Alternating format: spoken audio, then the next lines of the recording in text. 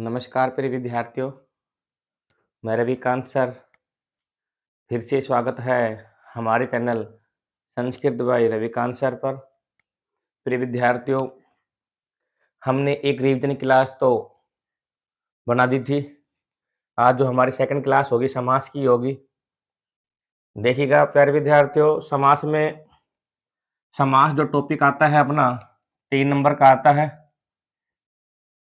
और संधि टॉपिक था अपना 4 नंबर का। 4 नंबर का मैंने वीडियो छोड़ दिए। जो बच्चे वीडियो नहीं देखे हैं वो कृपया करके अपनी वीडियो देख लें। समास देखिएगा।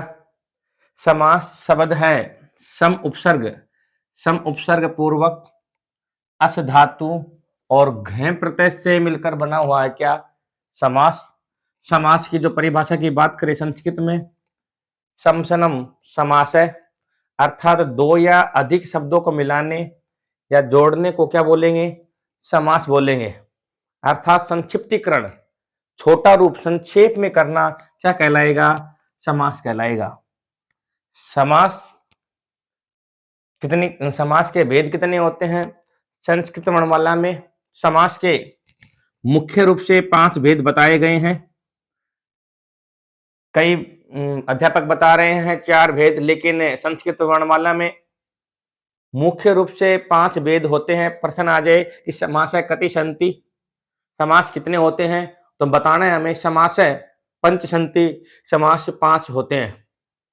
कभी एग्जाम में आप 4 कर आओ 6 कर आओ, क्योंकि संस्कृत वर्णमाला में समास के 5 ही भेद माने जाते हैं। पहला अपने पास आता है अव्ययी भाव समास। पहला आता है अव्ययी भाव समास। प्रिय विद्यार्थियों, जो समास के जो 5 भेद हैं उनका जो क्रम है या उनका जो नाम है लिखना, तो आप अच्छी से लिख कर जाना, अच्छे से समझ कर जाना किस प्रकार नाम लिखते हैं। अव्ययी भाव समास बाद में एग्जाम में आप मात्राएं छोटी बड़ी करोगे, फिर लैंग्वेज है, नंबर कटने में ज्यादा चांस रहते हैं। इसलिए आपको जिस प्रकार लिखवाया गया था एग्जाम के लिए अपने नोटबुक में, तो उसी प्रकार लिखना है। और नई आपने लिख रखा था या अपनी इधर उधर नोटबुक हो गई है, तो आप कृपया करके इस वीडियो को देखना न भूलिएगा। तो पहला जो समास आता है अपना अव्ययी भाव समास। दूसरा समास आता है अपना तत्पुरुष समास। दूसरा समास क्या आता है, तत्पुरुष समास। और तत्पुरुष समास में इसके बाद में आता है अपना कौन सा समास आता है, अपना आता है द्वंद्व समास। चौथा समास आता है बहुव्रीहि समास। बहुव्रीहि समास आता है। और 5वां समास आता है केवल समास। ये अपने समास के 5 भेद बताए गए हैं, 5 भेद माने गए हैं। अव्ययी भाव समास के बाद में अपना जो सिलेबस में है अव्ययी भाव समास है। तो तत्पुरुष समास है। तत्पुरुष समास के 2 भेद होते हैं, एक व्यधिकरण होता है, व्यधिकरण, एक होता है समानाधिकरण। व्यधिकरण में विभक्तियों का प्रयोग किया जाता है और समानाधिकरण के 2 भेद होते हैं, एक आता है क्रमधारय समास, एक क्रमधारय समास, और दूसरा आता है अपना कौन सा समास आता है, द्विगु समास। क्रमधारय समास को किस प्रकार लिखते हैं कृपया करके देख लीजिएगा, काफी बच्चे लिखने में गलती करते हैं। बहुवीरी समास को किस प्रकार लिखते हैं, बहु में वीरी है ये, ना कि बीरी है, और वीरी में बड़ी ई की मात्रा है और ही भी छोटी है, इसमें देख लो। तो अविभाव समास हो गया, दूसरा अपने पास हो गया तत्पुरुष समास, तीसरा है द्वंद्व समास, चौथा बहुवीरी समास, और 5वां आता है केवल समास। हम पढ़े कौन कौन से, एक तो अव्ययभाव समास पढ़ेंगे जो अपने सिलेबस में दिया गया है, दूसरा अपने पास आता है कर्मधारय समास आएगा, तीसरा द्विगु समास आएगा, चौथा द्वंद्व समास, और 5वां बहुवीरी समास। इन समासों का अपन अध्ययन करेंगे, एक ही वीडियो में अपन अध्ययन करेंगे। तो पहली जो हमारा समास है वो आता है अव्ययभाव समास। अव्ययभाव समास नाम से मालूम हो रहा है अव्यय, अर्थात जो पहला पद है अपना क्या कहलाएगा, अव्यय कहलाएगा, और दूसरा पद अपना क्या होता है, संज्ञा होता है। संज्ञा की परिभाषा आपको पता होगा, नामकरणम अर्थात जो भी नाम आता है, चाहे वो स्थान का नाम हो, चाहे व्यक्ति का नाम हो, चाहे वस्तु का नाम हो, वहां क्या कहलाती है, संज्ञा कहलाती है। किसी भी स्थान, व्यक्ति, स्थान या नाम के बोध को क्या बोलते हैं, संज्ञा बोलते हैं। पहला पद अव्यय आता है, दूसरा पद संज्ञा आता है, और अव्ययी भाव समास में सबसे महत्वपूर्ण बात आती है कि इसका जो समस्त पद बनाएंगे जो समस्त पद बनाएंगे तो समस्त पद का जो पद है वो नपुंसक लिंग में होता है, नपुंसक लिंग में। और नपुंसक लिंग की पहचान है, नपुंसक लिंग एक वचन में रहेगा। और नपुंसक लिंग की पहचान क्या है? अंत में क्या होना चाहिए? हलंत में होना चाहिए। प्रिय विद्यार्थियों, अव्ययभाव समास दोबारा देखिएगा। पहला पद अव्यय होगा, दूसरा पद संज्ञा होगा, किसी का नाम रहेगा। तीसरी अपनी जो डेफिनेशन है अव्ययभाव समास में, तीसरा जो नियम है वो समस्त पद रहेगा, वो नपुंसक लिंग एक वचन में रहेगा। और विग्रह जब हम करेंगे, विग्रह करेंगे तो इसमें देखो, विग्रह करेंगे तो जो अपना पहला पद है, पहला पद जो अव्यय आएगा, अपने पास दो पद रहेंगे, प्रथम पद इधर आ जाएगा, उत्तर पद इधर आ जाएगा। तो प्रथम पद रहेगा, ये तो रहेगा अपना कौन सा रहेगा? अव्यय रहेगा। और दूसरा पद आएगा वो क्या रहेगा प्रिय विद्यार्थियों? संज्ञा रहेगा। अभी देखते हैं इसके नियम, देखते हैं इसका जो नियम आता है। पहला नियम देखते हैं। अपना जो पहला नियम आता है अव्ययभाव समास में, इसको मैं इरेज कर रहा हूं प्रिय विद्यार्थियों। पहला जो नियम आता है उप, पहला जो नियम आता है अव्ययभाव समास में, उसका उप आता है। उप की परिभाषा क्या है? उप अव्ययभाव समास में उप का अर्थ होता है क्या? समीपे। क्या रहेगा? समीपे अथवा समीपम। जब हम विग्रह करेंगे या तो समीपे अर्थ लगाएंगे अथवा समीपम लगाएंगे। और इसके बाद में बताया गया है इसका जो उप का मतलब समीपे, समीप में, पास में। और विग्रह करेंगे तो षष्ठी विभक्ति एक वचन में करेंगे। विग्रह क्या करेंगे? षष्ठी विभक्ति में करेंगे, षष्ठी विभक्ति एक वचन में करेंगे। तो विग्रह करेंगे षष्ठी विभक्ति एक वचन में, अर्थात हमें रूप याद होना चाहिए षष्ठी विभक्ति का। जैसे राम का रूप है, राम का रूप में षष्ठी विभक्ति क्या आती है? रामस्य। लता का रूप में क्या आते हैं? लताया, विसर्ग आगे। फलम में क्या आता है? फलस्य। इसी प्रकार जो उप में, जब उप का हम विग्रह करेंगे, देखना एक उदाहरण देखते हैं, जैसे अब समझ में आ जाएगा आपको। अपने पास आता है, ये आ गया समस्त पद, इधर लिख देता हूं मैं समस्त पद, और ये आ गया अपना विग्रह। उप रामम, उप रामम। अभी हमने बताया था कि पहला पद क्या रहेगा? अव्यय। अपने पास जो उप है वो क्या है? इसमें अव्यय है। और दूसरा पद क्या रहेगा? संज्ञा। और राम क्या है? संज्ञा है। और लास्ट में जो हलंत में लग रहा है, नपुंसक लिंग एक वचन की पहचान है। तो अपने पास आ गया उप रामम। इसका विग्रह करेंगे तो उप को क्या लिखेंगे? पहले इधर लिखेंगे क्या? समीपे या समीप में, दोनों सही हैं। और राम में षष्ठी विभक्ति लगाएंगे तो क्या बनेगा? रामस्य समीपम या रामस्य समीपे, राम के समीप, राम के समीप। प्रश्न आ जाए उपकृष्णम, प्रश्न आ जाए उपकृष्णम, क्या करेंगे? समीपे लिखेंगे। और इसके बाद में जो अपना जो पास जो कृष्ण है, दूसरा जो पद है अपने पास कृष्ण है, और कृष्ण का क्या कर देंगे हम? षष्ठी विभक्ति एक वचन का प्रयोग कर देंगे। अपने पास उदाहरण आता है उपगंगम, उपगंगम। उपगंगम में क्या करना है? उपगंगम, उपयमुनम, तो इसमें लिखेंगे गंगाया, गंगाया समीपे या समीपम। समझ में आया होगा। उप का मतलब होता है समीपे, समीपम। और विग्रह करेंगे तो षष्ठी विभक्ति एक वचन में करेंगे। विग्रह करेंगे तो षष्ठी विभक्ति एक वचन में करेंगे। अगला जो नियम है अपना, कीजिएगा, अगला जो नियम है अपना वो क्या है? उप के अनुसार, उप के बाद में अपना क्या आता है? उप के बाद में क्या आता है? अनु आता है।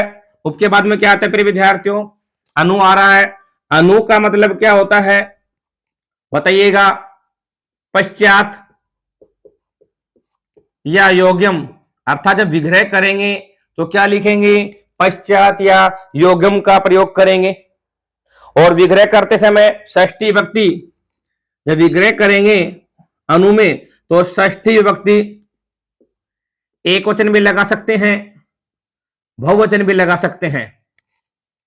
अनु पश्चात बाद में, पीछे और विग्रह करेंगे तो षष्ठी विभक्ति एक वचन का प्रयोग कर सकते हैं या बहुवचन का प्रयोग कर सकते हैं, दोनों ही अपने पास सही है। जैसे अपने पास उदाहरण आ गया अनु, अनु अपने पास क्या है? अव्यय है। रूप क्या है? अपने पास संज्ञा है। और हलंत में की पहचान क्या है? नपुंसकलिंग एकवचन है। तो अव्यय भाव समास अपने पास आता है। अव्यय भाव समास अपने पास क्या करता है? आता है अव्यय भाव समास। प्रिय विद्यार्थियों, अनुरूपम का हम विग्रह करेंगे तो अनु का मतलब क्या होता है? पश्चात या योग्यम। क्या होता है? पश्चात या योग्यम, दोनों सही हैं। और रूप का क्या करेंगे? रूप शब्द में षष्ठी विभक्ति एक वचन का प्रयोग करेंगे या षष्ठी विभक्ति बहुवचन का प्रयोग करेंगे। तो क्या आ जाएगा? रूपस्य योग्यम या रूपानाम योग्यम या रूपानाम पश्चात या रूपस्य योग्यम, चार प्रकार से कर सकते हैं। तो षष्ठी विभक्ति रूपस्य पश्चात, रूपानाम पश्चात, और अपने पास आ गया रूपस्य योग्यम या रूपस्य पश्चात, रूपानाम पश्चात। पहला आगे अपने पास रूपस्य पश्चात, फिर आता है रूपस्य योग्यम, अपने पास आता है रूपानाम, रूपानाम रूपानाम योग्यम, अगला आता है रूपानाम पश्चात। हम चार प्रकार से इसका प्रयोग कर सकते हैं प्रिय विद्यार्थियों। अनुरूपम, अभी हमने क्या पढ़ा था?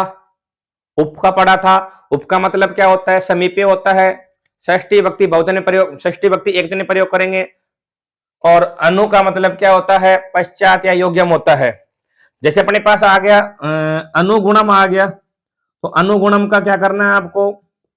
अनु, अनु मतलब पश्चात या योग्यम, और गुण का क्या करोगे? गुणस्य या गुणानाम, अब गुणानाम पश्चात, इस प्रकार करना है। तो दो अपने पास नियम हो गए। अविभाव समास चल रहा है अभी।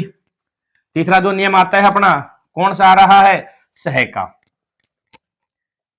देखिएगा प्रिय विद्यार्थियों, सह, सह साकम सार्धम समम, आपको कारक में बता रखा था। सह का सह मीन्स होता है क्या? साथ में। और जहां पर आप इस सह के स्थान पर आप जब आप सह करोगे और समस्त पद बनाओगे तो सह के स्थान पर आपको करना क्या है? सह का प्रयोग करना है। और विभक्ति कौन से लगाइएगा? तृतीया विभक्ति लगाओगे। कौन सी विभक्ति लगाओगे? तृतीया विभक्ति एक वचन का प्रयोग कीजिएगा। ठीक है, देखते हैं अपने पास उदाहरण आता है सहस्रियम, सहस्रियम, यह अपने पास क्या आ गया? अपने पास क्या आ गया? समस्त पद आ गया। अब जो स है ये तो है, इसमें इसके स्थान पर आ गया। स के स्थान पर अपने पास ये आया था, स आया था। अब आ की मात्रा बच गई है तो आश्रयम शब्द आ गया अपने पास। आश्रयम आ गया तो इसका हम विच्छेद, इसका जो विग्रह करेंगे तो इसमें तृतीय विभक्ति लगाएंगे तो क्या बन गया? आश्चर्यण। और सह के साथ में जो अपने पास सह का जो अपने हमने बताया था, अनु का मतलब क्या बताया था? पश्चात योग्य बताया था। तो इसका क्या होगा? सहितम अर्थ में करेंगे। क्या करेंगे? सहितम। तो आश्चर्यण सहितम, आश्चर्य के साथ, आश्चर्यण सहितम, आश्चर्य के साथ। अब एक उदाहरण और देखते हैं। मान लीजिए अपने पास आ गया चित्रेण आ गया। क्या आ गया? चित्रेण सहितम आ गया। तो सहितम के स्थान पर हमें किसका प्रयोग करना है? सह। और सह को हम किस प्रकार ले सकते हैं?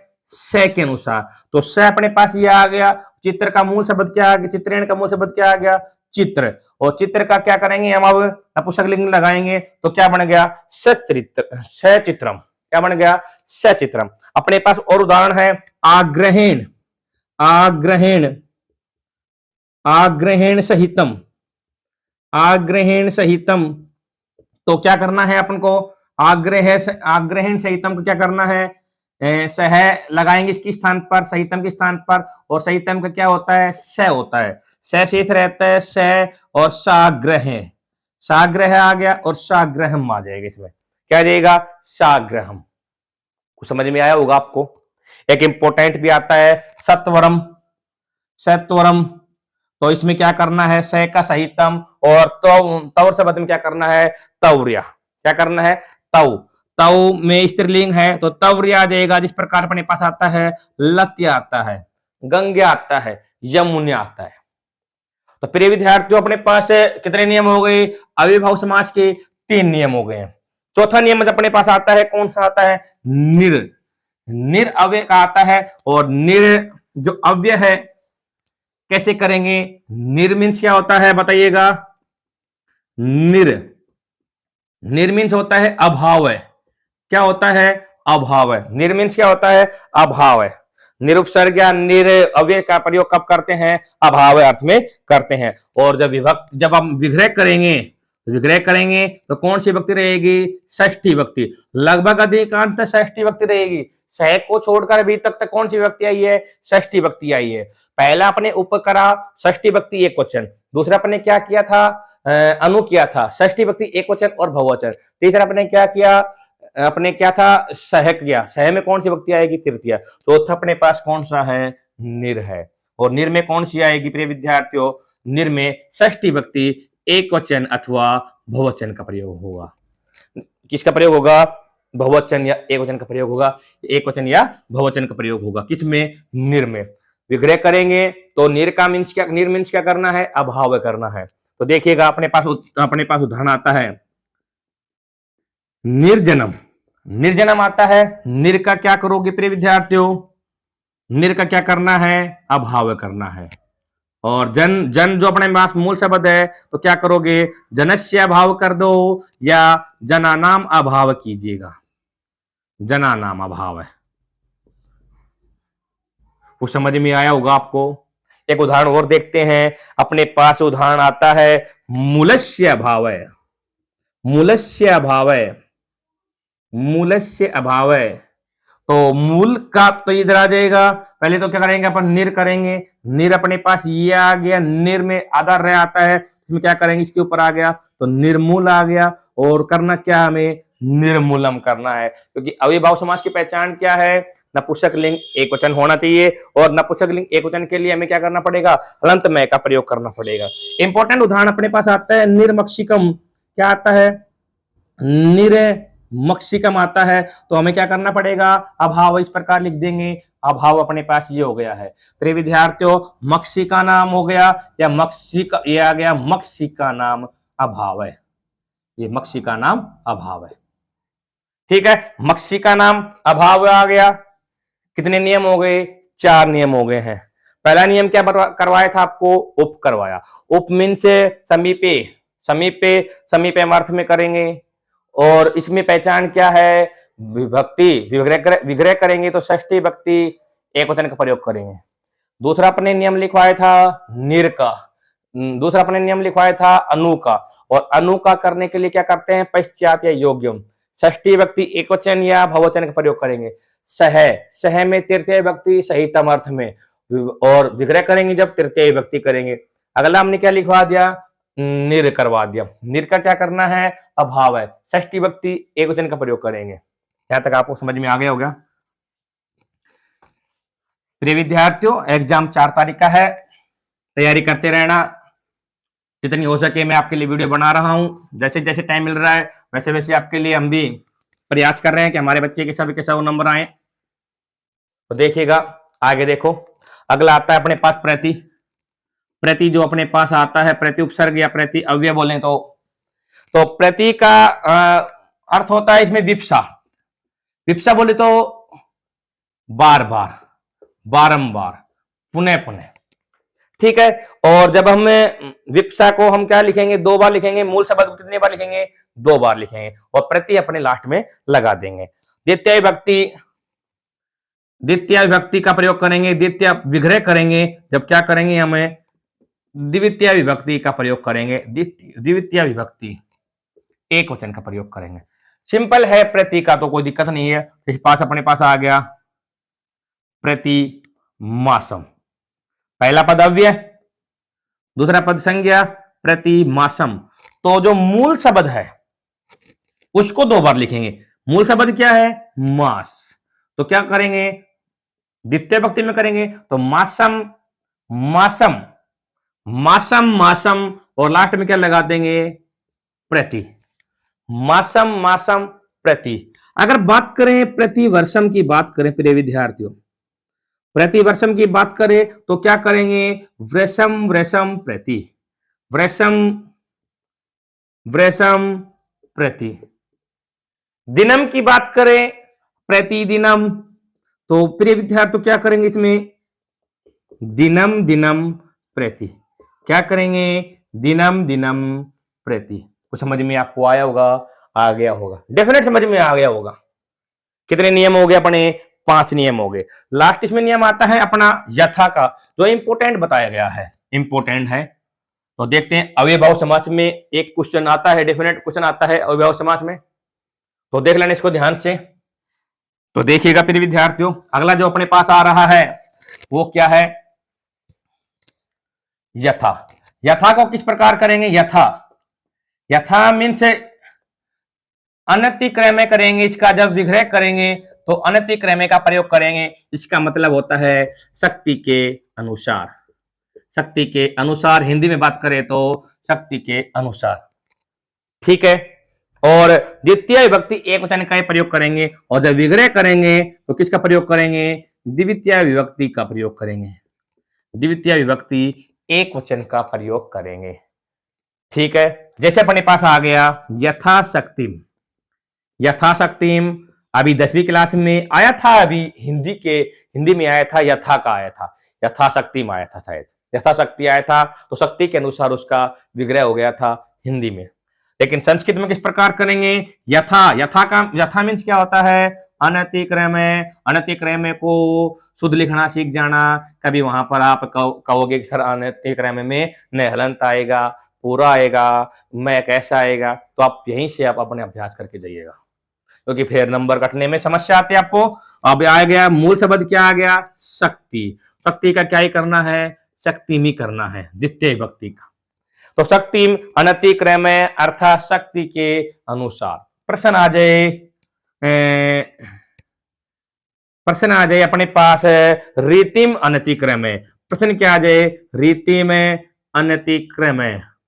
प्रश्न क्या आ जाए, रीतिम अनतिक्रम्य, अर्थात रीतिम का क्या करोगे, यहां मूल शब्द आ गया, यहां इसका मतलब क्या होता है, यथा, यथा, और रीति का क्या करोगे, रीतिम, तो यथा रीतिम, रीति के अनुसार। प्रश्न आ जाए यथा कालम, तो क्या आ जाएगा, कालम अनतिक्रम्य, अर्थात क्या, काल के अनुसार।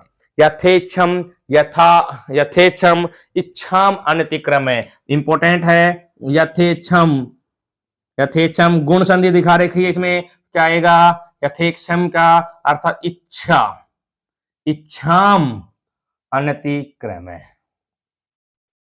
कितने नियम हो गए अपने, कितने नियम हो गए। पहला अपने पास क्या करवाया था, उप करवाया। उप मीन्स क्या होता है, समीपे और समीपम अर्थ में षष्ठी विभक्ति एक वचन का प्रयोग करते हैं, ठीक है। दूसरा अपने क्या करवाया था, अनु करवाया। अनु का, अनु मीन्स क्या होता है, पश्चात योग्यम होता है। षष्ठी विभक्ति एक वचन भी कर सकते हैं और बहुवचन भी कर सकते हैं। तीसरा हमने करवाया सह, सह साकम सार्धम समम तृतीय विभक्ति, सहितम अर्थ में करेंगे, और तृतीय विभक्ति हो गई। इसके बाद में अपने पास कौन सा बताया गया था, निर बताया गया था। निर में क्या क्या बताया था, निर में क्या होता है, अभाव होता है, क्या होता है, अभाव। षष्ठी विभक्ति एक वचन और बहुवचन का प्रयोग करते हैं। इसके बाद में हमने क्या बताया था, प्रति, प्रति, प्रति आया था, प्रति, प्रति आ गया, तो प्रति मीन्स द्वितीय विभक्ति करेंगे, बहुवचन, द्वितीय विभक्ति एक वचन करेंगे, विग्रह करेंगे तब, और जो मूल शब्द को 2 बार लिखेंगे। अगला अपने जो 1 2 3 4 5 और छठा आपने बता दिया, कौन सा बताया मेरे विद्यार्थियों, यथा का। यथा अपने पास सामने है, यथा मीन्स क्या होता है, अनतिक्रम्य के अनुसार। शक्ति शब्द मूल शब्द में क्या करेंगे, द्वितीय विभक्ति एक वचन का प्रयोग करेंगे, पलटेगा। प्रिय विद्यार्थियों, अब ये भाव समास आपको समझ में आ गया होगा। सेकंड नंबर पर आता है, कौन सा समास आता है, सेकंड नंबर पर आता है अपने पास कौन सा समास आता है, कर्मधारय समास। कौन सा समास आएगा, कर्मधारय समास। कर्मधारय समास आ गया प्रिय विद्यार्थियों। कर्मधारय समास को लिखना सीख लीजिएगा, क्योंकि काफी बच्चे, मैं तो क्लास टेस्ट लेता हूं तो काफी बच्चे गलत करते हैं कर्मधारय समास को लिखना। तो आप अभ्यास करके जाना कर्मधारय समास किस प्रकार लिखते हैं। कर्मधारय समास की पहचान आपको पता ही होगा। कर्मधारय समास तत्पुरुष समास का भेद होता है और इसमें तत्पुरुष समास का कौन भेद होता है, ये कर्मधारय समास, क्योंकि तत्पुरुष समास के दो भेद बताए गए हैं। पहला आता है व्यधिकरण, कौन सा आता है, व्यधिकरण। दूसरा अपने पास आता है समानाधिकरण। समानाधिकरण, व्यधिकरण में किसकी बात बताई गई थी, विभक्ति की बात बताई गई थी। और समानाधिकरण के दो भेद होते हैं, एक तो कौन सा आता है कर्मधारय समास, दूसरा कौन सा आता है अपने पास द्विगु समास। तो हम क्या पढ़ रहे हैं, कर्मधारय समास पढ़ रहे हैं। इसके बाद में अपन पढ़ेंगे कौन सा समास पढ़ेंगे, द्विगु समास पढ़ेंगे। कर्मधारय समास, कर्मधारय समास तत्पुरुष समास का भाग है, तत्पुरुष समास का भेद है। इस समास में पहला पद क्या रहेगा, विशेषण रहेगा। पहला पद क्या रहेगा, विशेषण, विशेषण रहेगा। और दूसरा पद क्या रहेगा प्रिय विद्यार्थियों, विशेष रहेगा।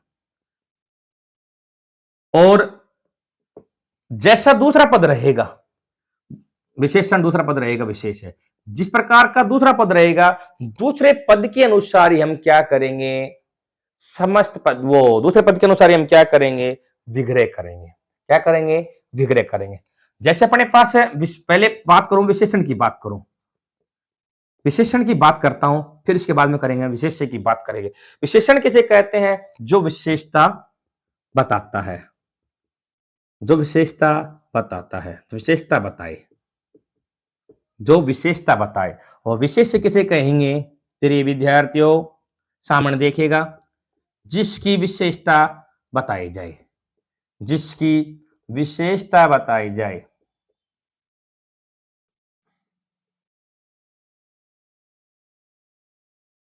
कुछ समझ में आया होगा। अपने जो गद्यांश पद्यांश में भाषिक कार्य में प्रश्न भी आता है विशेषण और विशेष्य का, तो विशेषण को किस प्रकार जानेंगे, जो विशेषता बताएगा, और विशेष्य को जिसकी विशेषता बताई जाए। मान लीजिए मेरी विशेषता बताई जाए तो मैं क्या कहलाऊंगा, इसमें विशेष्य कहलाऊंगा। ठीक है। जैसे अपने पास उदाहरण आता है किसका, तत्पुरुष समास का उदाहरण, ये कर्मधारय समास का उदाहरण आता है। जैसे है कृष्ण सर्प, कृष्ण सर्प, यही है, ये अपने पास समस्त पद आ गया। क्या आ गया, समस्त पद आ गया, कृष्ण सर्प आ गया। अब कृष्ण सर्प है तो जब विशेषता बताता है, विशेषण जिसकी विशेषता बताई जाए, किसकी विशेषता बताई जा रही है, सर्प की, तो ये क्या कहलाएगा, विशेष्य। और विशेषता क्या है, क्या विशेषता है, कैसा है सर्प, कृष्ण है, अर्थात काला रंग का है, तो ये क्या है, विशेषण। जैसा समस्त पद में अंतिम पद होगा उसके अनुसार ही क्या लगेगा, विग्रह करेंगे। अर्थात कहने का मतलब यह है, जब विग्रह करेंगे तो विग्रह करेंगे तो क्या हो जाएगा, कृष्ण है, सर्प है। अगर यहां आता कृष्ण सर्पम तो कृष्णम सर्पम, समझ में आई। जैसा अपने पास इसमें समस्त पद में विसर्ग है तो हम भी दोनों पदों में क्या लगाएंगे, विसर्ग करके विग्रह करेंगे। जैसे अपने पास आ गया विशाल वृक्ष है, ये अपने पास आ गया विशाल वृक्ष है, तो विशेषता किसकी बताई जा रही है, वृक्ष की, पेड़ की बताई जा रही है, तो ये क्या हुआ, विशेष्य। और विशेषण क्या है, पेड़ कैसा है, विशाल है, बड़ा है, तो ये क्या है, विशेषण। अब इसका समस्त पद तो ये अपने पास है ही, तो क्या करेंगे, विग्रह करेंगे। जिस प्रकार अपने पास ये आ गया, विग्रह में ये अपने पास विसर्ग आ रहा है, तो पहले क्या लिखेंगे, विशालय, क्या लिखेंगे, विशालय, और वृक्ष है। आया होगा समझ में आपको। कर्मधारय समास में जो पहला नियम आता है, इसमें अपना विशेषण और विशेष्य का आता है। जहां पर सु और कु आ जाए, सु मीन्स क्या होता है, सुंदर, कु कुशित या बुरा। अपने पास उदाहरण है, सुंदर के अर्थ में सु का प्रयोग करेंगे और कुशित के अर्थ में कु का प्रयोग करेंगे। जैसे अपने पास उदाहरण आता है प्रिय विद्यार्थियों, इसमें है उदाहरण, जैसे आ गया कुराजा, कुराजा, कुराजा आ गया, और सुपुरुष है, सुपुरुष है। इस प्रकार का अपने पास उदाहरण आ गया। ये समस्त पद अपने पास क्या है, समस्त पद। तो कु का मतलब क्या होता है, कुशित। क्या बताया था मैंने आपको, कुशित। और सु मीन्स क्या होता है, सुंदर। क्या होता है, सुंदर पुरुष है, सुंदर पुरुष है। कुशित राजा, बुरा राजा। आया होगा समझ में, आ गया। तीसरा जो इसका नियम आता है उपमान और उपमेय का, क्या आता है, उपमान और उपमेय का। प्रिय विद्यार्थियों, उपमान, और ये भी इस प्रकार ही है जिस प्रकार हमने विशेषण विशिष्ट बताया था। विशेष्य जिसकी विशेषता बताई जाए, विशेष्य जो विशेषता है, ठीक है।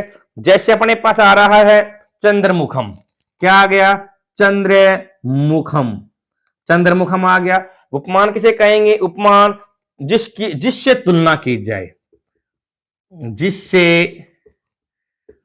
तुलना की जाए, जिससे तुलना की जाए। और उपमेय का मतलब क्या होता है, जिसकी तुलना की जाए, जिसकी तुलना की जाए, जिससे और जिसकी सबक समझना है। चंद्रमुखम। अब है उपमान, उपमान क्या कह रहा है, जिससे तुलना की जाए। किससे तुलना हो रही है, चंद्रमा से। किससे तुलना हो रही है, चंद्रमा से। तो क्या कहलाएगा ये उपमान, जिसकी तुलना की जाए। किसकी तुलना हो रही है, मुख की तुलना हो रही है। किसकी तुलना हो रही है, मुख की। ये आप याद रखना, ये बात पूछ सकता है। चंद्रमुखम, चंद्रमा के समान मुख किसका है, वो आपको पता ही होगा किसका है। चंद्रमा के समान मुख किसका है, मेरा ही है। चंद्रमा चंद्रमुखम, चंद्रमुखम में क्या आएगा, चंद्र, उपमान आ गया, मुखम किसका आ गया, इसमें उपमेय आ गया। प्रश्न आ जाए चंद्रमुखम शब्द में उपमान और उपमेय बताइएगा, ऑप्शन दे दिए आपको, और ऑप्शन के अनुसार आप क्या करोगे, सही करना है आपको कि चंद्रमा में, चंद्रमुखम में क्या करना है, उपमान क्या आएगा, उपमान चंद्र, उपमेय मुखम। अर्थात जिसकी विशेषता बताई जाए, किसकी विशेषता बताई जा रही है, मुख की, उपमेय हो गया।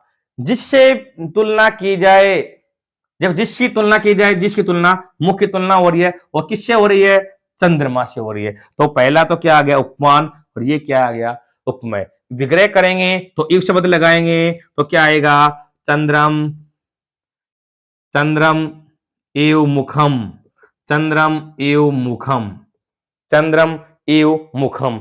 इस प्रकार भी कर सकते हैं, और इस पर चंद्र एव मुखम, चंद्र एव मुखम, चंद्र एव मुखम, या इस प्रकार भी कर सकते हैं, चंद्र मुखम एव, एव अर्थात के समान।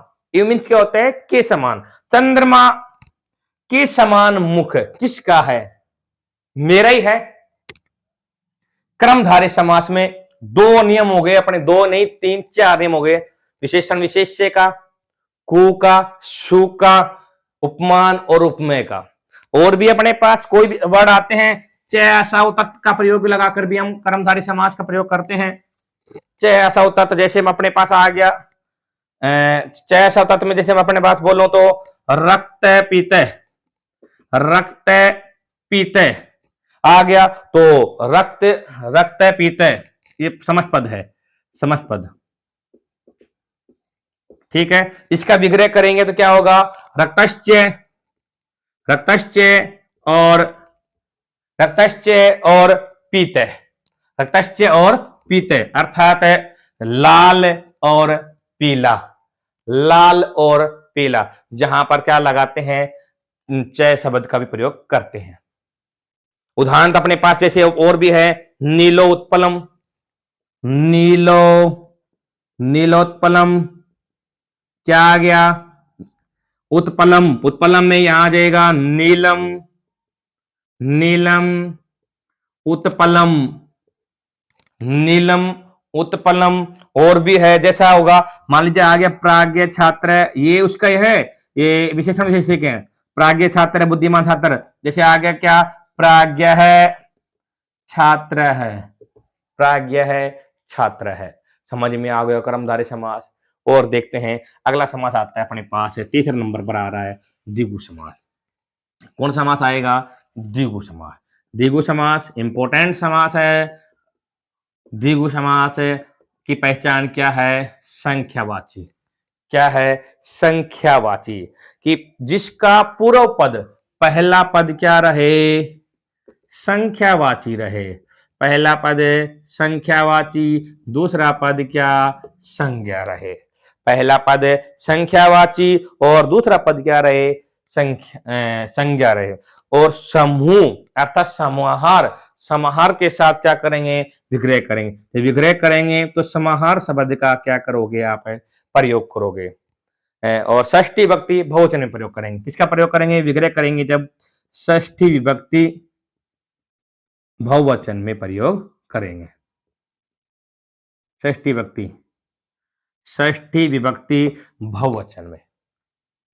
द्विगु समास, पहला पद संख्यावाची, दूसरा पद संज्ञा, सब समाहार शब्द का विग्रह में करेंगे प्रयोग। जैसे मान लीजिए समाहार का मीन्स क्या होता है? समूह होता है।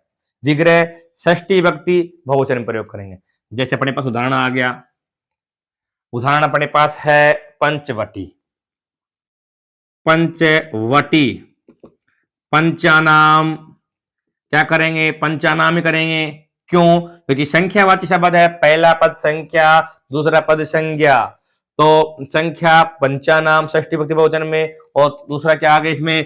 पंचानाम, वटानाम और समाहार है। इति प्रयोग भी लगा सकते हैं, इति भी लगा सकते हैं। पंचानाम, वटानाम, समाहार है। प्रश्न आ जाए त्रियाणाम, त्रियाणाम, लोकानाम, समाहार। तीन लोकों का समूह क्या कहलाएगा? त्रिलोक या त्रिलोकी, दोनों ही सही है। त्रियाणाम लोकानाम समाहार, तीन लोकों का समूह।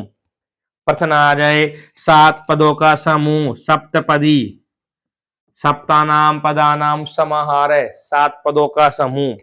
प्रश्न आ जाए कि सप्तग्रामम, सप्तग्रामम, तो सप्तानाम ग्रामानाम समाहार, सात गांवों का समूह। द्विगु समास हो गया अपने पास। पहला अव्ययभाव समास, दूसरा अपने पढ़ लिया कर्मधारय समास। कर्मधारय समास में विशेषण विशेष्य का ध्यान रखना है आपको, उपमान उपमेय का ध्यान रखना है। विशेषण किसे कहते हैं पता हो गया आपको? विशेषण विशेष्य, विशेष्य जिसकी विशेषता बताई जाए। विशेषण किसे कहेंगे? तो विशेषता बताता है। ठीक है। उपमान और उपमेय, उपमेय जिसकी, उपमेय किसे कहते हैं? उपमेय जिसकी तुलना की जाए। किसकी तुलना हो रही थी? मुख की तुलना हो रही थी, जिससे तुलना की जाए, चंद्रमा के समान। ये हो गया क्या? उपमेय। उपमान और उपमेय कितने हो गए? तीन समास हो गए। द्विगु समास भी हो गया, कर्मधारय भी हो गया, अविभाव समास भी हो गया। अगला अपने पास आता है कौन सा समास आता है? पलटो। अपने पास आता है कौन समास आता है? द्वंद्व समास है। कौन समास आता है मेरे विद्यार्थियों? द्वंद्व समास है। द्वंद्व समास है, उभय अर्थ प्रधान हो, दोनों अर्थ क्या होते हैं इसके? प्रधान होते हैं। कौन से अर्थ प्रधान होते हैं? दोनों अर्थ प्रधान होते हैं। इसके तीन भेद बताए गए थे अपने सिलेबस में। इतरेतर, इतरेतर समास आता है। दूसरा अपने पास आता है समाहार द्वंद्व आता है, समाहार द्वंद्व आता है। तीसरे अपने पास आता है कौन सा आता है? एक शेष आता है। इतरेतर समास में, इतरेतर समास में क्या करेंगे? इतरेतर द्वंद्व समास में हम करेंगे कि इतरेतर द्वंद्व समास में समस्त पद के समस्त पद के अंत में, समस्त पद के अंत में समस्त पद का जो अंत रहेगा उसकी संख्या के अनुसार विग्रह करेंगे। जैसे मान लीजिए अपने पास आ गया इतरेतर द्वंद्व समास में, यहां लिख देता हूं, मिटान कर लिख देता हूं। द्वंद्व समास में पहला जो नियम आता है इतरेतर, इतरेतर। इसमें आएगा अपने पास उदाहरण, अपने पास है सीता, समस्त पद, ये हो गया समस्त पद, समझना इसको ध्यान समझना। और ये हो गया अपने पास विग्रह। सीता रामव, यही है सीता रामव। क्या करेंगे इसका? सीता च रामश्च, च का प्रयोग लगाएंगे। कैसे आया ये सीतारामव? सीतारामव का सीता च रामश्च किस प्रकार आया देखते हैं। एक अगला उदाहरण देखकर इस प्रकार का उदाहरण आ जाए अपने पास, रामश्च सीताच, उल्टा आ जाए। देखेगा, पहला देखेंगे उदाहरण अभी। पहला उदाहरण अपने पास क्या है, सीता, हमने क्या लिखा, सीता। दूसरा क्या है अपने पास, राम। कितने हो गए व्यक्ति, एक व्यक्ति और दो व्यक्ति। जो सेकंड, जो लास्ट में जो व्यक्ति आता है, जो लास्ट में लिंग आता है, उसके अनुसार ही हम रूप देखेंगे। सीता पहले आ गया, इसके बाद में क्या है, राम आया। राम का दो व्यक्ति हो गए, तो राम शब्द का रूप देखेंगे तो राम में रामव, क्या किया, रामव किया। दूसरा देखो, इसमें विग्रह आता है राम, पहला क्या आया, राम, दूसरा क्या आया, सीता। अब जो सीता का जो रूप है, सीता का जो रूप है, एक व्यक्ति और दो व्यक्ति, दो हो गया। सीता स्त्रीलिंग में आता है, लता के समान रूप चलता है, तो लता का जो रूप पढ़ेंगे तो लता, लते, तो क्या लिखेंगे, राम सीते। समझना इसको ध्यान से, प्रश्न आ जाए जैसे कृष्णश्च, कृष्णश्च राधाच। प्रश्न आ जाए राधाच कृष्णश्च। देखो, च तो लगाएंगे स्त्रीलिंग में, पुल्लिंग में सैचे का प्रयोग करेंगे, ठीक है, और नपुंसक लिंग में ये च का प्रयोग करोगे, ये च का। कृष्णश्च पहले लिखेंगे क्या, कृष्ण, इसके बाद में राधा, राधा स्त्रीलिंग में आती है, लता के समान रूप चलेगा, तो लता, लते, राधा, राधे। तो बोलेंगे कैसे, कृष्ण राधे। कैसे बोलेंगे, कृष्ण राधा, कृष्ण राधे। पहले इसमें क्या आता है, दूसरे में राधा, इसके बाद में क्या आ रहा है, कृष्ण, तो कृष्ण का रूप चलाएंगे, राम के अनुसार चलेगा, कृष्ण है, कृष्णाओ। दो से अधिक व्यक्ति भी हो सकते हैं तो बहुवचन में आ जाएगा, वो भी अभी हम करवा रहे हैं। जैसे पास अपने पास आ गया, दो से अधिक व्यक्ति की बात करें, जैसे आ गया, अभी लिखते हैं, रुक जाओ, दो से अधिक व्यक्ति, समस्त पद अपने पास ये आ गया, समस्त पद। दूसरा अपने पास आ गया विग्रह, विग्रह के अनुसार समझ में अच्छा आता है। जैसे अपने पास आ गया रामश्च, रामश्च, सीताच, सीताच, कृष्णश्च, कृष्णश्च।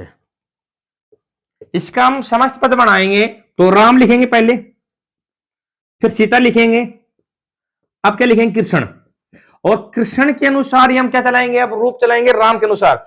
तीसरा, तो कितने व्यक्ति हो गए, तीन हो गए, अर्थात बहुवचन में आ गया, तो राम है, रामौ, रामहा, रामहा, कृष्ण है, कृष्णौ, कृष्णा, विसर्ग आ गया। लास्ट में सीते आता, सीता आता, इस प्रकार आता, रामश्च, कृष्णश्च, सीताच। तो यहां कैसे लिखते, सीताच, तो लिखते किस प्रकार, तो राम, कृष्ण, सीता, सीता का रूप चलाएंगे, लता, लते, लता, तो सीता, सीते, सीता, इसी प्रकार। क्योंकि तो बहुवचन दोनों का समान है, पुल्लिंग का, स्त्रीलिंग का, नपुंसकलिंग का, तीनों का समान है। फलम नहीं नहीं, नपुंसकलिंग का समान नहीं है, नपुंसकलिंग का अलग है, फलम फले फलानी आता है। उसका भी रूप देखते हैं एक बार नपुंसकलिंग का। जैसे अपने पास उदाहरण देखें, उदाहरण है धनच, धनंच, धनंच, जनंच, जनंच, यौनंच। ठीक है, यह च का प्रयोग कर दिया, तो इसमें क्या करेंगे, पहले धन लिखेंगे, जन लिखेंगे, अब यौवन लिखेंगे। तीनों नपुंसकलिंग में आ रहा है, किस पद का पहचान करेंगे, यह च के अनुसार। अब फलम फले फलानी, तो यौवन, यौने, यौनानी, धन, जन लोग, यौवन युवक, तो धन, जन, यौनानी, इस प्रकार का अपना समस्त पद आ गया है। समझ में आपको आ गया होगा इतरेतर द्वंद्व समास। जैसा अपने पास समस्त पद रहेगा, समस्त पद का जो अंतिम वर्ण, अंतिम शब्द रहेगा, उसके अनुसार समस्त पद का क्या करेंगे, हम समास विग्रह करेंगे। ठीक है, समास विग्रह के अनुसार हम क्या करेंगे, समस्त पद करेंगे, दो हैं, अंतिम में जो आएगा उसके अनुसार हम रूप देखेंगे, चाहे वो स्त्रीलिंग का हो, चाहे पुल्लिंग का हो, और चाहे वो नपुंसकलिंग का हो। प्रिय विद्यार्थियों, दूसरा अपने पास आता है समाहार द्वंद्व। थोड़ी देर में वीडियो खत्म हो जाएगी, बस इसके बाद में बहुव्रीहि समास पढ़ेंगे तो खत्म हो जाएगी। दूसरा अपने पास आता है समाहार द्वंद्व। अब समाहार द्वंद्व आ रहा है, समाहार द्वंद्व को क्या करेंगे, इसमें अधिक है, इसमें अनेक पदों के समाहार का बोध होता है और प्राय नपुंसक लिंग एक वचन में करेंगे। नपुंसक लिंग एक वचन में ही इसका प्रयोग होगा, नपुंसक लिंग एक वचन में। और लास्ट में क्या लगाएंगे, समाहार, और लास्ट में इति शब्द का भी प्रयोग कर सकते हैं। जैसे अपने पास आ गया पानी पादम, पानी हाथ, ये समझ पद है इधर, पादम पैर, हाथ और पैर, इसका हम विग्रह करेंगे तो क्या करेंगे, पानी च, पानी च और पादौ च। कितने पैर हो गए, दो पैर हैं, तो पादौ च इति समाहार है। इदम शब्द का षष्ठी विभक्ति लगाएंगे तो इति बनेगा, तो इदम इति समाहार है। हाथ और पैरों का जो समूह है वो क्या कहलाएगा, पाणिपादम कहलाएगा। जैसे हम लिखें पुत्रश्च, पुत्रश्च, पौत्रश्च, इति समाहार है, इति समाहार है। क्या करेंगे इसमें, पुत्र पौत्रम, पुत्र और क्या, पुत्र और पोता, पुत्र और पोते को समूह को बोलेंगे पुत्र पौत्रम, दोनों को एक साथ बोलना हो तो। अपने पास आ जाए यौ चणकम, यौ चणकम, तो क्या करना पड़ेगा इसका, यवाश्च, यवाश्च, इसको जिस प्रकार मैं आपको जो ये लिखवा रहा हूं द्वंद्व समास में, समाहार द्वंद्व में जो उदाहरण लिखवा रहा हूं, इनमें से ही आएंगे आपके एग्जाम में, इससे बाहर नहीं आएगा। यौन चणकम, यवाश्च, यवाश्च और यवाश्च चणकाश्च इति समाहार है। यव मीन्स क्या होता है, जो, चणकम चना, जो और चनों का समूह क्या कहलाएगा, यौ चणकम। दो हो गए द्वंद्व समास के, दो हो गए समाहार द्वंद्व, इतरेतर द्वंद्व। तीसरा अपने पास आता है एक शेष द्वंद्व। एक शेष द्वंद्व, एक शेष द्वंद्व की पहचान क्या है प्रिय विद्यार्थियों, एक शेष द्वंद्व क्या कहलाता है, एक शेष द्वंद्व का मीन्स होता है जब दो या दो से अधिक शब्दों में केवल एक शब्द ही दोनों का बोध कराए, दो या दो से अधिक शब्दों में एक शब्द ही दोनों का क्या कराए, बोध कराए, एक शेष द्वंद्व समास कहलाता है। जैसे स्त्रीलिंग और पुल्लिंग दोनों शब्दों का समस्त पद पुल्लिंग में होगा, और स्त्रीलिंग और पुल्लिंग दोनों शब्दों का समस्त पद करेंगे तो किसमें रहेगा, पुल्लिंग में रहेगा। जैसे अपने पास, जैसे हम इंग्लिश में बोलते हैं ना, जैसे बोलते हैं पेरेंट्स बोल दिया, पेरेंट्स मीन्स क्या होता है, माता भी रहती है और पिता भी रहता है। इसी प्रकार एक शेष में भी यही आएगा, एक शेष में आ जाएगा समस्त पद यह आ गया और विग्रह यह आ गया। जैसे आ गया पितरौ, पितरौ मीन्स क्या होता है, माता भी होती है और पिता भी होता है, तो इसका विग्रह करेंगे तो क्या आएगा, माताचे पिताश्चे या पिताचे, दोनों सही है, माताचे पिताचे। क्या आ गया, पेरेंट्स आता है, ठीक है, पेरेंट्स। और देखिएगा जैसे वृक्षों की बात करें तो वृक्षों में क्या आएगा, वृक्षश्च, दूसरा भी क्या आएगा, वृक्षश्च, दो पेड़ों का समूह हो गया। जैसे बात करें पुत्रौ, दो पुत्र, पुत्र, पुत्रौ का मीन्स होता है पुत्र भी होता है और पुत्री भी होता है। जैसे बात करें पुत्रश्च, पुत्रश्च आ गया, और पुत्री को क्या बोलेंगे, दुहिता, बेटी। तो जैसे मान लीजिए पितराओं में माता पिता आ गया, वृक्षाओं में दो वृक्ष आ गए, वृक्षाओं में, और पुत्राओं का मीन्स होता है पुत्र भी होता है और पुत्री भी होता है, तो क्या आ गया, पुत्रश्च और दुहिताच। भ्रातरौ आ गया, भ्रातरौ, भ्रातरौ शिवलिंग तो नहीं बोलते भ्रातरौ को, शायद शिवलिंग बोलते होंगे भ्रातरौ को, तो क्या आएगा, भ्राताच, भ्राताश्च, भ्राताच और भगिनीच, भगिनीच। इस प्रकार का जो वर्ड है द्वंद्व समास में प्रयोग किया जाता है। समझ में आया होगा आपको, द्वंद्व समास तीन विध होते हैं, पहला आता है अपने पास कौन सा आता है, इतरेतर द्वंद्व समास आता है। दूसरा अपने पास कौन सा आता है, समाहार द्वंद्व आता है। तीसरा अपने पास आता है एक शेष द्वंद्व आता है। उदाहरण से कोई सा भी ले लो, आपको द्वंद्व समास ही करना है। कभी बोलोगे इतरेतर द्वंद्व समास, एक शेष द्वंद्व समास, समाहार द्वंद्व समास, नहीं, उदाहरण कैसे भी आएगा, तीनों में से मिक्स में से कोई सा सकता है, आप बोलोगे द्वंद्व समास। पितरों में समास कौन सा है, द्वंद्व समास। इंपॉर्टेंट उदाहरण है पितरों, माता च पिता च। 4 समास हो गए। लास्ट एंड फाइनल समास है बहुव्रीहि समास। बहुव्रीहि समास में बहुव्रीहि देखो किस प्रकार लिखते हैं, बहुव्रीहि नहीं लिखेंगे, बहुव्रीहि लिखेंगे प्रिय विद्यार्थियों, बहुव्रीहि समास। बहुव्रीहि समास में अन्य पद प्रधान होता है। बहुव्रीहि समास में क्या होता है, अन्य पद प्रधान होता है। जैसे बहुव्रीहि समास आ गया अपने पास, जिस समास में पूर्व और उत्तर पद दोनों पद प्रधान है होकर किसी अन्य पद की प्रधानता होती है, क्या कहलाएगा, बहुव्रीहि समास कहलाएगा। और विग्रह करते समय हम पुल्लिंग के लिए तो यस्य स का प्रयोग करेंगे, यस्य स, और स्त्रीलिंग के लिए यस्य सा, यस्य सा का प्रयोग करेंगे। जैसे अपने पास उदाहरण आ गया, उदाहरण अपने पास आ गया दशानन। दशानन, दशानन में क्या करना है, 10 आननानी, इसको याद रखना पड़ेगा, इसकी कोई ट्रिक नहीं है कि 10 आननानी क्यों आया। 10 तो इसलिए आया, 10 तो है ही। आनन, आनन कितने हो गए, आनन मतलब मुख, मुख, मुखम मुखे मुखानी, आनम आनने आननानी नपुंसकलिंग में आ गया। 10 आननानी यस्य से, 10 मुख हैं, यस्य जिसके, वह क्या कहलाता है।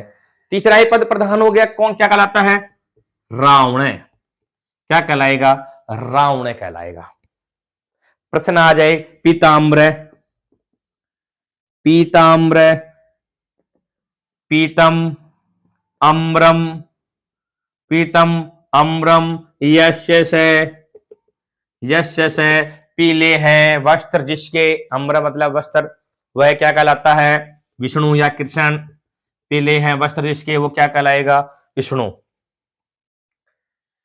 चतुर्मुखम, देव देवताओं के नाम आ रहे हैं इसमें।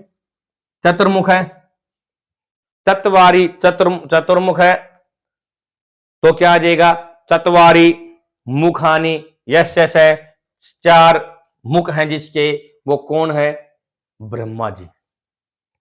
ठीक है। चक्रपाणी, चक्रम पाणव यस्य से, पाणव क्यों आया, क्योंकि पानी शब्द का रूप चलाएंगे तो पानी पाणव। ठीक है, तो पाणव आ गया इसमें। तो पाणव मीन्स हाथ, चक्र हाथ में है जिसके, चक्र जिसके हाथ में चक्र है वह कौन है, विष्णु। ठीक है, इसी प्रकार शूल पाणी, शूलम पाणव यस्य से, शूलम अर्थात त्रिशूल, जिसके त्रिशूल है जिसके हाथ में, वो कौन कहलाता है, शिव कहलाता है। जितने उदाहरण मैंने आपको करवाए थे सारे उदाहरण मैं लिख देता हूं, प्राप्त कर लेना। दशानन है, पीताम्बर, चतुर्मुख है, चक्रपाणी, इनमें से ही आएगा, डेफिनेट इसमें से आएगा। अगर अव्यय बहुव्रीहि समास में पूछता है तो इसी में से उदाहरण आएंगे आपके प्रिय विद्यार्थियों। पाषाण हृदय, पाषाणवत हृदय यस्य से, एक आ जाए कमल नेत्र, कमल नेत्र सुंदर आंखों वाला, तो कमलव एव नेत्रे यस्य से, कमल सुंदर आंखों वाला। चंद्रशेखर आ जाए, चंद्रमा है जिसके शिखर पर, वो क्या कहलाएगा, शिव। चंद्रशेखर यस्य से, चंद्रशेखर यस्य से। तो बहुव्रीहि समास अपना कंप्लीट हो गया है। 2 वीडियो मैंने बना दी है रिवीजन क्लास के लिए। 4 तारीख का अपना एग्जाम है, जितनी हो सके मैं सारी वीडियो बनाने की कोशिश करूंगा। अगली वीडियो अपनी शायद अपनी कारक या प्रत्यय की आएगी। अगर आपको जो भी आपकी जो इच्छा है आप वो मेरे पर कमेंट कर दीजिएगा, मैं उसको वही वीडियो बना दूंगा जो आपको कठिन लग रही है। उपसर्ग अपने आ रहे हैं, उपसर्ग 22 उपसर्ग हैं, जिनमें से 22 उपसर्ग में से आपको 8 उपसर्ग बताए गए हैं, तो आप उन 8 उपसर्गों का प्रयोग कीजिएगा। गिनती अपनी आ रही है, तो हम एक बार देखेंगे, अगले वीडियो में बताएंगे आपको किस प्रकार पेपर में क्या किस प्रकार करना है। तो जो आपने आज वीडियो देख ली है, अपनी वीडियो को शेयर कर दीजिएगा, ज्यादा से ज्यादा शेयर कर दो, लाइक कर दीजिएगा, और अपने चैनल पर जो नए हैं आज, वो चैनल को सब्सक्राइब कर दो। धन्यवाद। फिर मिलेंगे अगली वीडियो में।